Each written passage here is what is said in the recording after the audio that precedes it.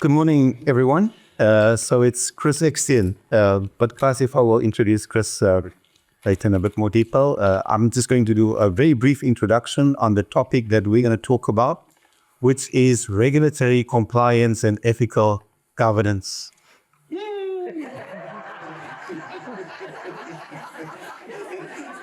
You feel the excitement in the room.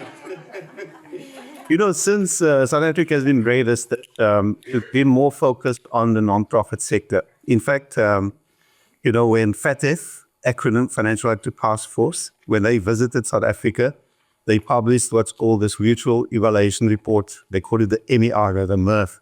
A lot of acronyms there, right? So non-profits were casted in the spotlight. There were two key issues that were discussed. Number one, non-profits, and number two, the issue of beneficial ownership. Now, this was basically taking place as iZinga Assist was in this pilot stage. And the diligence about iZinga Assist, they basically took a few steps back, and they said, we need to look at what we are doing in light of what's happening in the context. Very important for any organization. And so we revised some of the systems, and today iZinga Assist has taken those changes into account, which is important for organizations because it's exactly the topic we're talking about. So we're going to talk about three key themes. Number one, risk. Now, there's a concept about risk, meaning that there's a negative side of risk, but there's also the positive side, right? So when we even look at the regulatory compliance space, we need to look at what are the opportunities for organizations. That's the reality.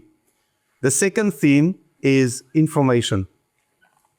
Now, there was a question earlier about POPIA, and information is quite critical. Now, again, I just want to bring it back to iZinga Assist, right? Because, there's a legal requirement actually that there must be information sessions conducted within the organization, or whether it's a company, for-profit, non-profit, there must be in terms of POPIA. Now, iZinga Assist has actually undergone that process. There's been training where we spoke about POPIA and compliance, and the team was on the call. They were sitting there for like 2 hours at a time, and I'm thinking, what's wrong with these people? But the question is, what is right with them, right? Because they were setting an example in terms of this is not like a top-down approach. This is us trying to understand what's happening in the sector. Last issue, theme, compliance. This is where we are at the moment. There's been a lot of focus on compliance. And again, that's where the assist comes in, right? Where the organization is focused on also assisting organizations on issues of compliance. And to some extent, it's a bit complicated, unfortunately. The nonprofit sector is not excluded. Other sectors are also faced with this increased compliance burden. But having an organization like iZinga Assist that is specifically saying, look, we're going to assist organizations on issues of compliance, I think that's amazing. So, and just before I hand over to Khashifa, part of what we've done, the organization has been, in the King Report, they talk about stakeholder engagement. So the organization has been very specific in terms of engaging with stakeholders. We've actually met with the Department of Social Development. We also met with the FIC, Financial Intelligence Center, another acronym.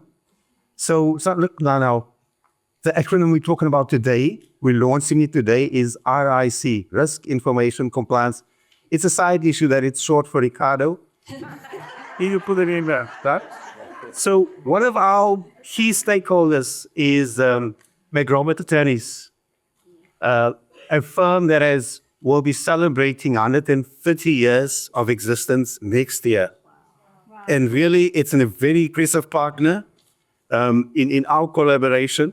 And it gives us that reassurance because their focus on issues of compliance is just top-notch. We've worked with Khashifa Ussuph for the last couple of years, and it's been an amazing journey. Now, just as a side note, it's so important to have a relationship with a good law firm like MacRobert Attorneys. There's the concept of community service in terms of the Legal Practice Act. And I would encourage you as nonprofits is to pursue those kind of relationships because it will help with this particular topic. Can we be more exciting? Over to you, Frasca. Thank you, Ricardo. It is an honor and a privilege to be associated with iZinga Assist. As MacRobert, as we say, we are the strategic partner at law, and that's what we aim to be. As Ricardo has said, we've highlighted three key themes for you, and the focus is to move from a tick box sort of challenge. It is to build a culture of compliance that strengthens your entire organization. So basically, the landscape for NPOs has fundamentally shifted, and I'm sure we are all aware of those. So compliance is no longer what we refer to as a back office function. It's come to the forefront of the organization and has become a central pillar of sustainability, credibility, and ethical mission delivery. So when your mission states that you have to do something, this compliance shows that you are actually achieving those goals. So I'm going to introduce Chris, who is from the Cape Leopard Trust. He is the Chief Operations Officer, and Cape Leopard Trust has been in existence for 21 years. For 21 years. And the reason we wanted to give you perspective from somebody who's moved through the journey where there was no regulatory compliance and requirements to where we are now.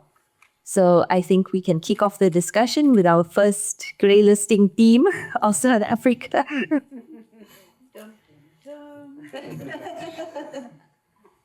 Yes, so in terms of risk has been a key theme in terms of the whole issue of grey listing. Now, organizations that have got a solid risk management system in place would be better able to navigate this complicated environment, but you would also be able to demonstrate confidence and trust in terms of your donors.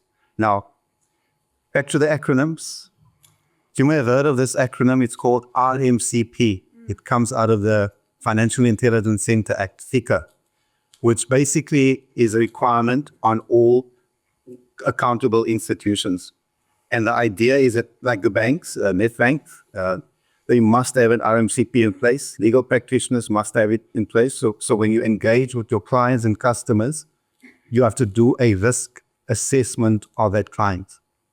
And that would include NPOs as well. That's where we are at the moment.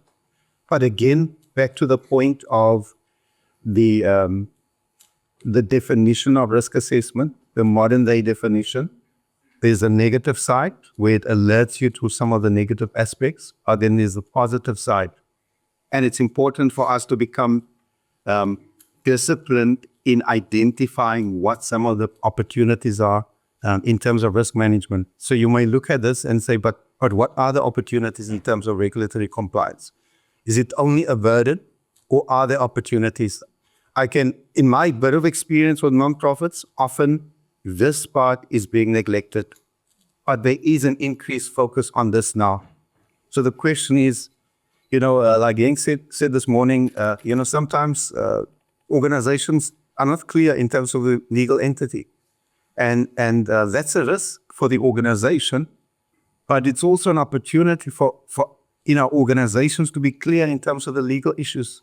To be able to say, like Khashifa, we said, we've actually identified the following issues. We navigated the space. We dealt with the issues that have occurred in the time that grey listing has now happened. And that was the same, in fact, for iZinga Assist. As I said, steps were taken, but we had to take some steps back to assess how does it impact on the organization. So that's a key thing.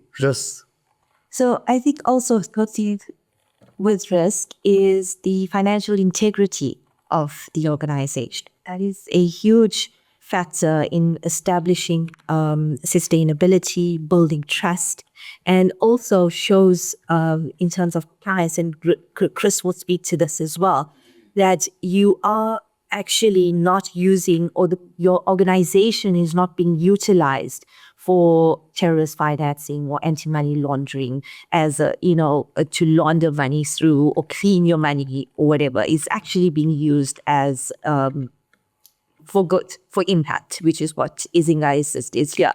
And Ricardo's point about iZinga Assist, I think we need to understand that the process that iZinga Assist puts the NPOs through when registering on the platform is exactly the process that iZinga Assist went through before they developed the platform. It's not, we haven't just put this platform and said you need to do ABC. We've been through the entire process to actually determine what an NPO would need to do to be verified. And these are the things that we've come up with, which is why it is so comprehensive. And it also gives you a checklist of what is missing in your organization and what you need to do and what you need to perhaps make more robust. So I think I'll ask Chris to speak on the risk aspect of NPOs. I think what is very difficult is people that manages NGOs. They're there because they've got the passion. They're not there because they know how to run a business, unfortunately. Or fortunately, otherwise it wouldn't have worked.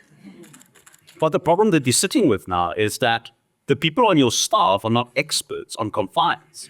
We cannot employ people that's experts on compliance because we simply do not have the money. The money needs to get to the beneficiaries, whether it's a leper or whether it's people in need. So it's very difficult from our point of view to understand changes that has happened.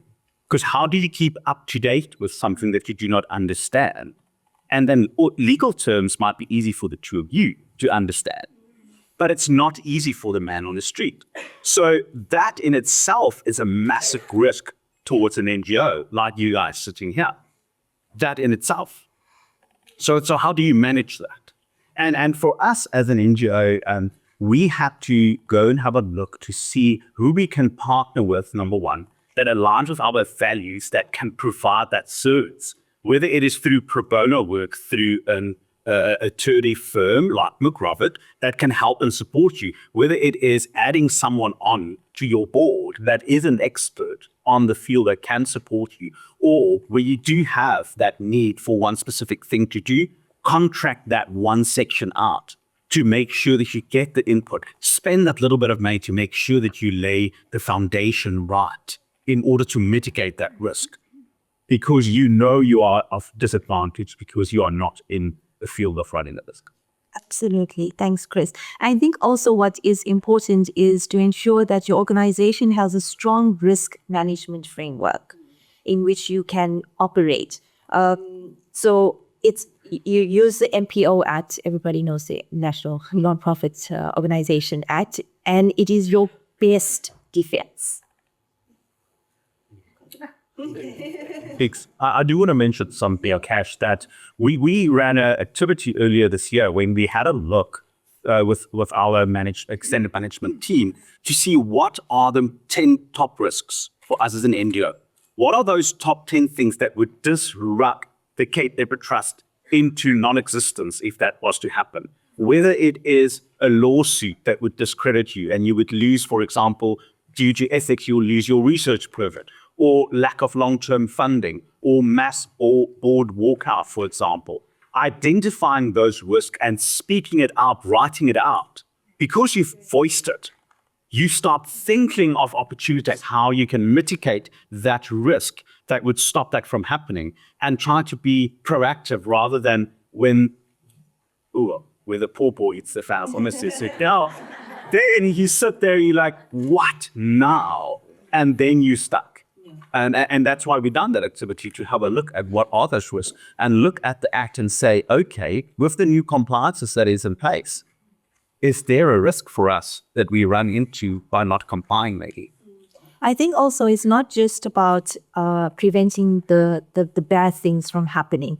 It's also demonstrating to your donors and your funders, like the DG Murray Trust, for example, that you are a safe, credible, and you are there for their investment to make the impact that they want to see in the world. It's also, as much as NPOs say they don't compete with each other, you are competing with each other. You're competing for money, competing for resources. So this strong management framework, this risk management framework also gives you a competitive advantage. Indeed. So there was a question came up earlier about information rights. Now, here's another acronym. I'm new to the acronyms. It's PIIA, Personal Information Impact Assessment, that is actually required in terms of FOPIA. Now, the thing is, it's not complicated. FOPIA is based upon principles that's about suitability, right? So that question, it's like a PIIA question. It's about what the impact of personal information within our organizations. Now, like Chris explained now, them doing a risk assessment activity, a risk assessment embedded in our law, but it's something that can benefit our organizations. Now, we extend that into even in terms of information, personal information. Every organization operates and processes personal information. That's the reality. You will not be in existence without processing personal information. Personal information, it's a currency today. Any organization, we have to address. That's why we were able to respond to that question saying that, look, we at iZinga Assist has paid attention to this. We've been deliberate in terms of the question that we've asked. We've debated the issues, and we want to encourage organizations as well in the space where we are at the moment, focus on information. Pay attention to it. It's important in terms of issues of compliance, but also in terms of issues of trust. When we engage and our focus is often on, people in vulnerable positions, we as a nonprofit sector, we're in a position of trust, and we need to ensure that we, and like Chris was saying exactly, some of the concepts are technical, but this relationship is an illustration of what can be achieved in terms of, collaboration, stakeholder engagement. So it's important that we navigate these important themes. Yeah, and I think to add to that, Ricardo, is also by having this compliance in place, by having a POPI policy, it's also a promise to your donors that their details are safe. It's also a promise to your beneficiaries that their dignity and their privacy is protected. So it is your best advantage, and if you have a data breach, it can be catastrophic for your organization. I think Chris will speak to how difficult it was in terms of getting a POPI policy off the ground. Poppy or Pia Pops, I don't know what you want to call her, but I was quite allergic to her for a very long time.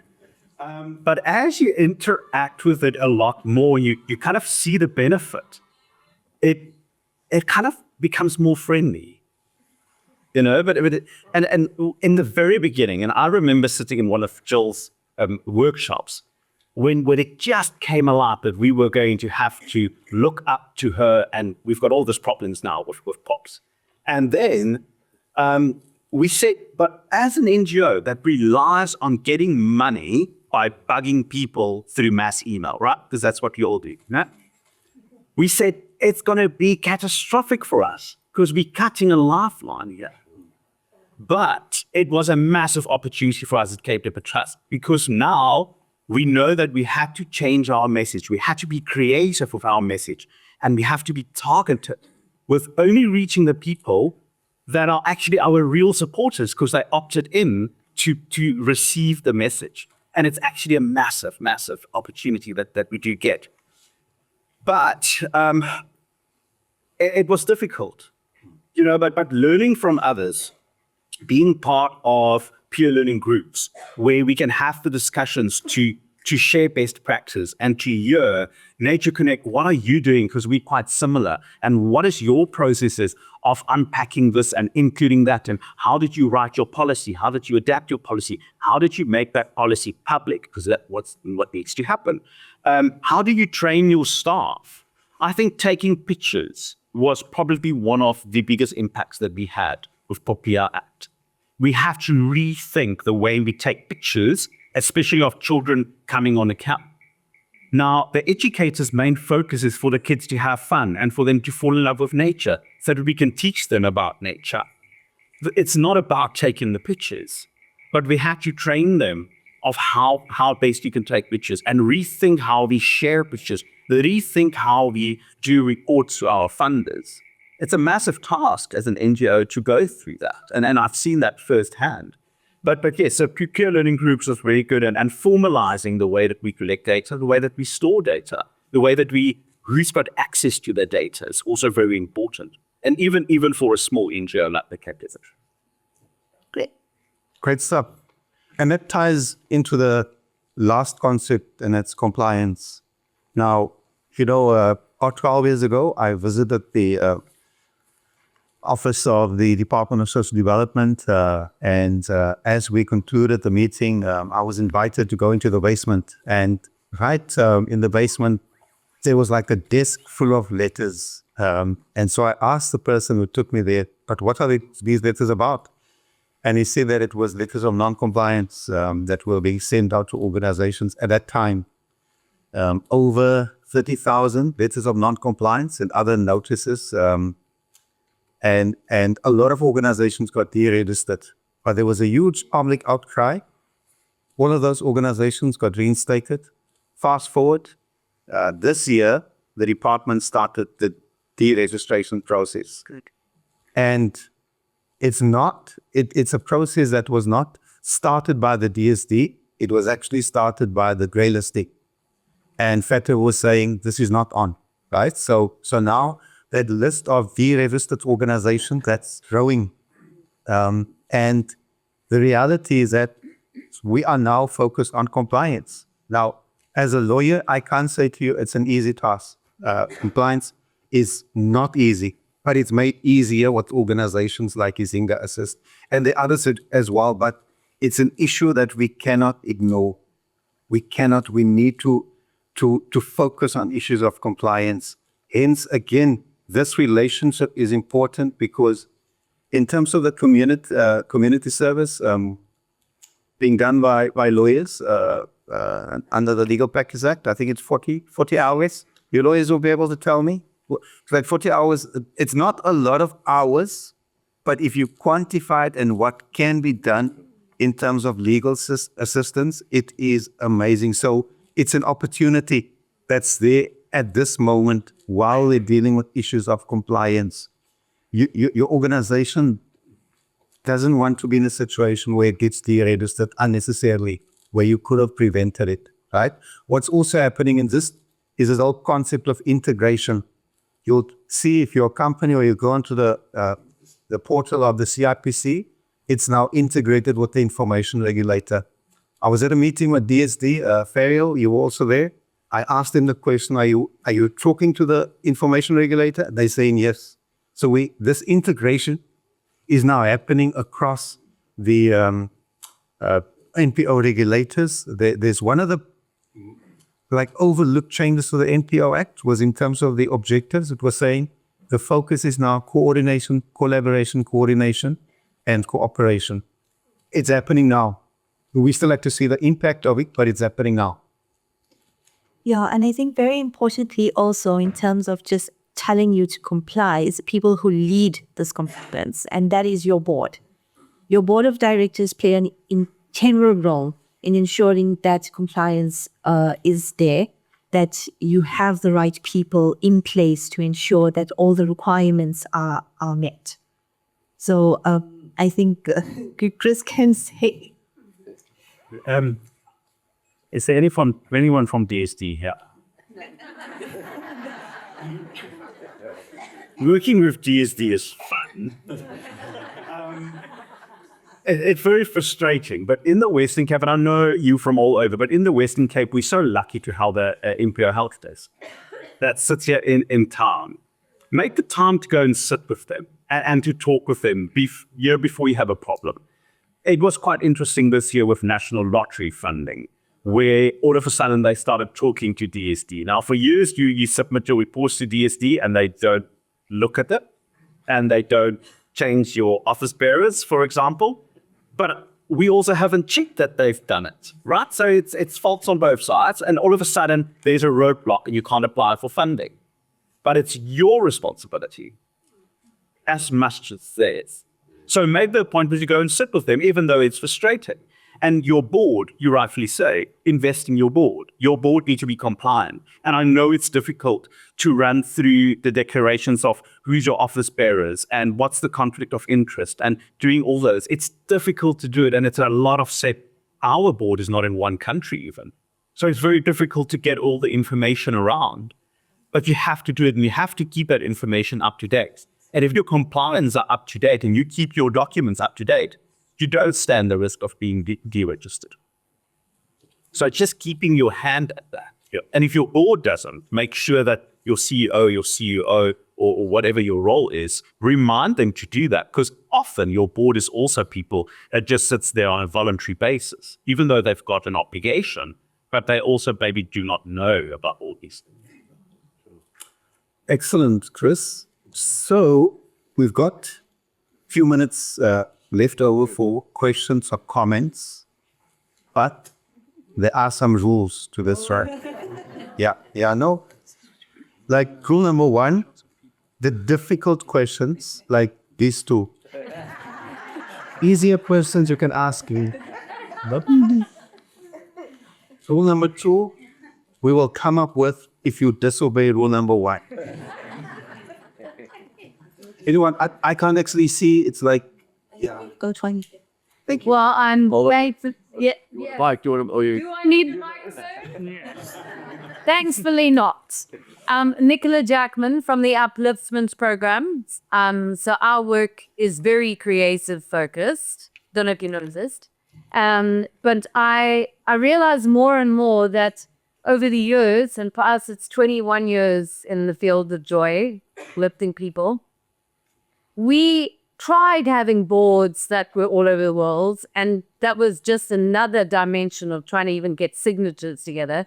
And we found that for now, it's definitely easier to have actually people that are within the organization and on the board. And I just actually realized you're the perfect people to ask, is that even legal? And in so many other not-for-profits like ours that are quite small administratively, you know, it's if we're trying to be as compliant as possible and we can bring in the outsourcers, so I guess it's two questions. We can outsource the accident attorneys or somebody like that to come in. How can we get that additional support without making them part of the board? Does that make sense? Yeah. Is that an easy question or?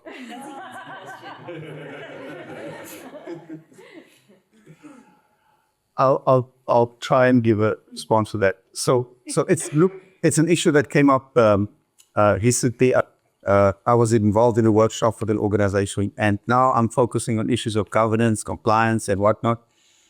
And somebody said, "But look, none of what you're talking about would have added in terms of additional funding to this organization." I was taken aback, I must say. But my response was this. I said, look, without the board being in place, you would not have been able to attract funding, because the board takes on that, what they call the fiduciary responsibility, right? Basically saying to donors, we are not invested in this organization, but we take on the responsibility to ensure that the funds are being used for the purpose for which the organization has given it. Now, I've actually done a video on that particular question where there's nothing unlawful about having the people working in the organization also taking on that responsibility. Nothing unlawful. It's permitted in terms of our law. But one of the key factors that is influencing the donor environment is, in fact, the requirement that you need to have people in place who are not employed within the organization, right? So the funds come in effectively. It's not a decision for them in terms of how much are we getting paid versus how much we, would go towards the beneficiary. So globally, years ago, the statistics were that there are some organizations that can operate like that, but for the most part, 98% approximately would have board members who are not employed within the organization or take on the responsibility for governance.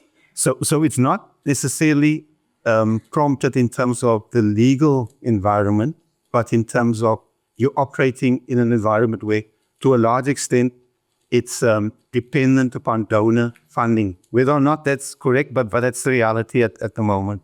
And the donors would have an influence in terms of the governance.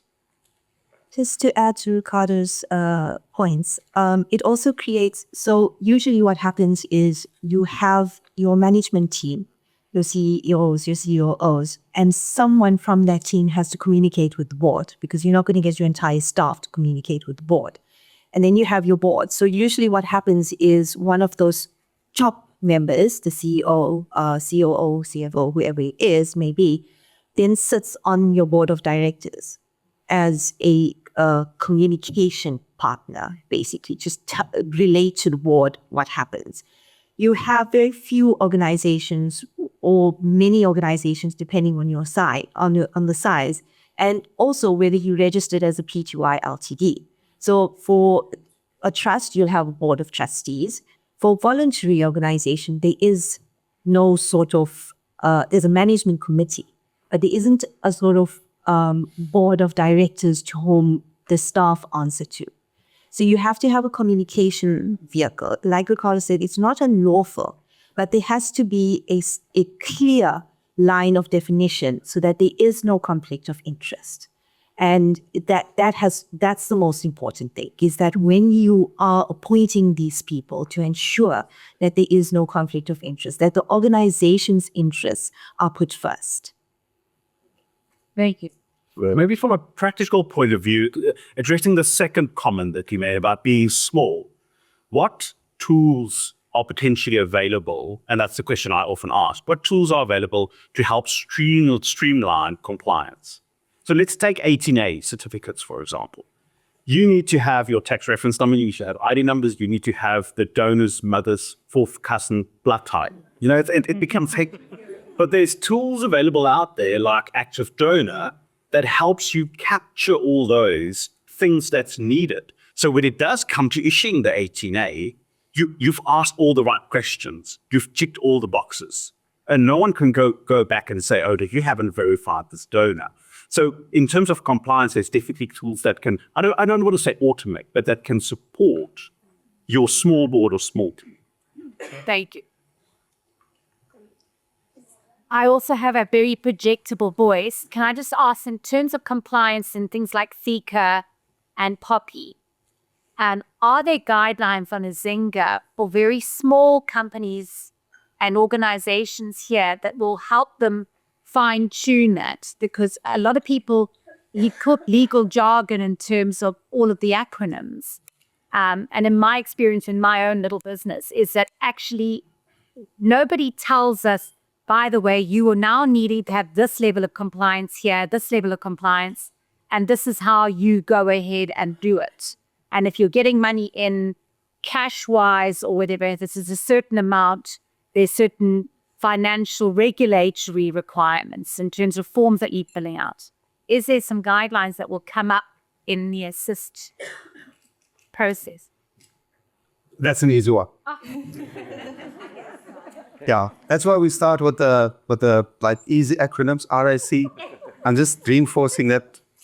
Like Gay mentioned this morning, definitely our focus is on assistance. Now, look, I've now been part of iZinga Assist for just like over 2 years.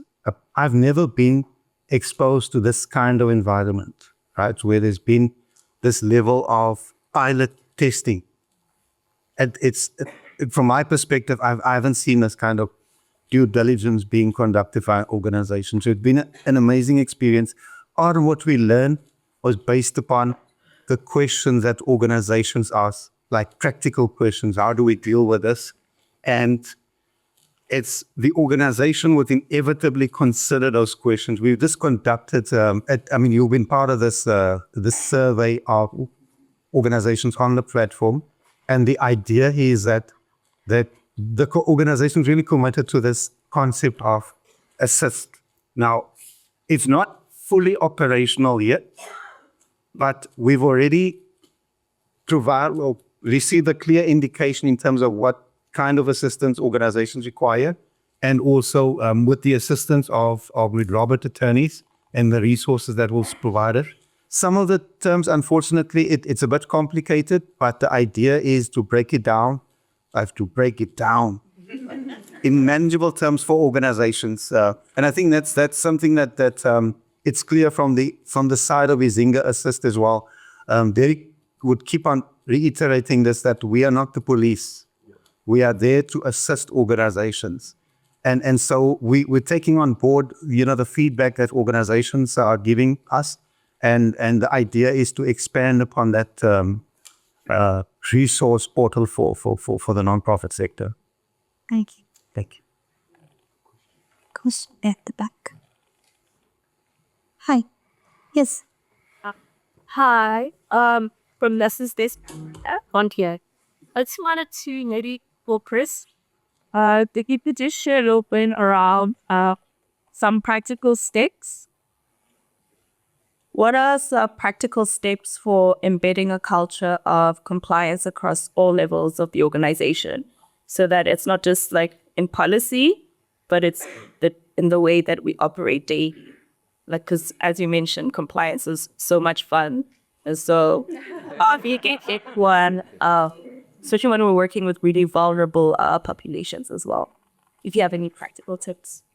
Can I jump in before Chris answers practical point of view? You need to conduct a gap analysis. So take a weekend, sit with the MPO Act, sit with Popida, sit with it, and see in your organization exactly what it is that you are missing. And once you've conducted that assignment or that assessment, basically, you then can determine whether you comply, whether you don't comply, or what action is needed in order to bring you up to date and or to make you compliant. So for me, that would mean my advice to MPOs is to conduct that first practical compliance assessment gap and determine exactly what it is that you are missing. And then once that's developed, don't let it live in a policy folder on top of the cupboard, right? From a practical point of view, I do want to say, going through the steps on iZinga Assist and registering yourself, it is interesting how certain things came up where we, for example, they ask you to upload a fundraising policy, where we've got a financial management and accounting policy, which included fundraising as part of that.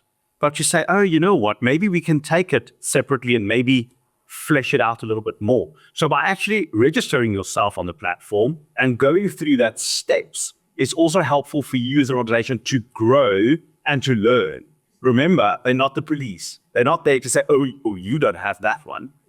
They're there to say, this is what needs to be in place, and then grow towards being there. The culture is a difficult thing. Because, we've really tried, let's look at accounting and financial policy, for example. We really tried to integrate it through the every day-to-day life. For example, who is allowed to request payments, who approves that payment, who then goes and loads it onto the bank, and who releases the money. It's not the same person. If it is, you have a problem, okay? So it's not the same person. So in the organization, we're small, we 11 employees. Okay, so we're very, very small. But even with only having 11, we cross-check each other's work. And through that, we keep each other accountable. And that kind of builds into the culture of, I've got someone that's helping me, someone that's supporting me, and someone that's checking up my work and taking it quite serious when it comes to something like financial policy. No one in the company, and I share, Ricardo, I do share it, like no one goes, yes, we've got a new financial policy. No one. Absolutely no. But your staff needs to realize that it's there to safeguard them as well, which is very important. So as soon as you get that message across to your staff and include this into the why, so that they understand the why behind it and the benefit behind it, that is where you start building your coaching. Thank you. Thank you, Chris. So we've got about 4 minutes left, maybe for a question or two. Anyone? Anyone? The back, yeah.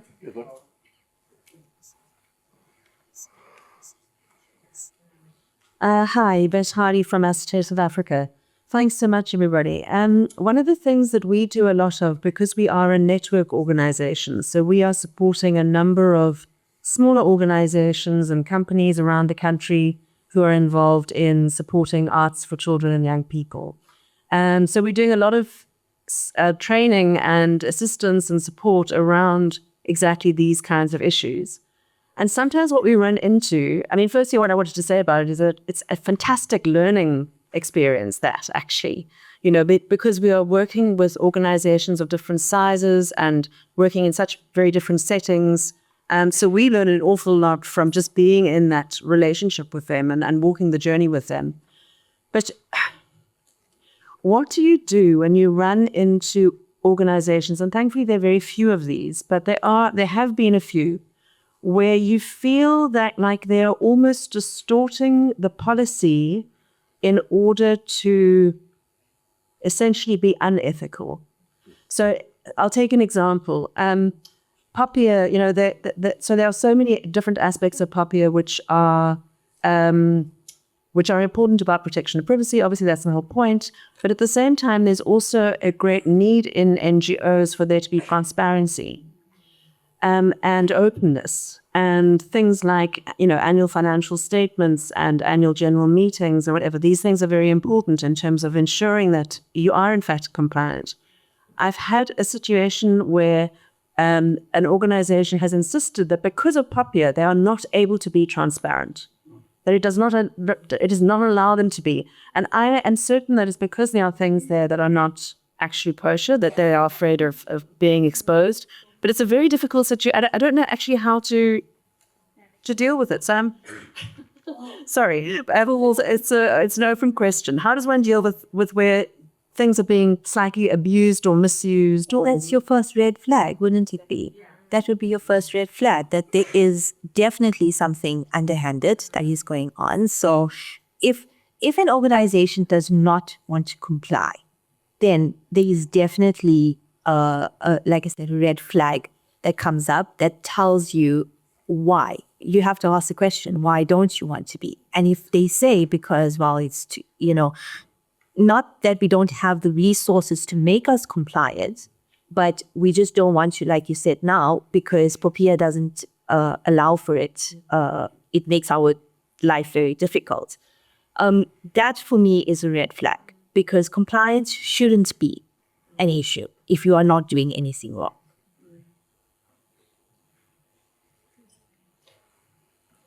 Thank you. Let's see what Claudius wants to do next. What to do next is, well, you as the person who is assisting, you decide what you want to do. Do you want to continue assisting them? Then if you want to continue assisting them, then these are the requirements that have to be met. It's the same as if you would go to a funder or a donor and they give you, if you're making an application for funding, they would give you a checklist which you need to comply with in order to get the funding from them. So if you want to be able to assist this organization, you have to decide, are you willing to overlook that they are not compliant and they're not willing to comply? Or are you going to draw a line in the sand and say, well, sorry for you, if that's the way it is, you're no longer going to get assistance from us. Okay. Thank you. I think, just as a closing note, I think what is important is that compliance needs to be woven into the DNA of an MPO now, as well as ethical governance. That is the groundwork on which your organization builds what iZinga Assist is trying to do for MPOs in South Africa, and that is transparency and accountability.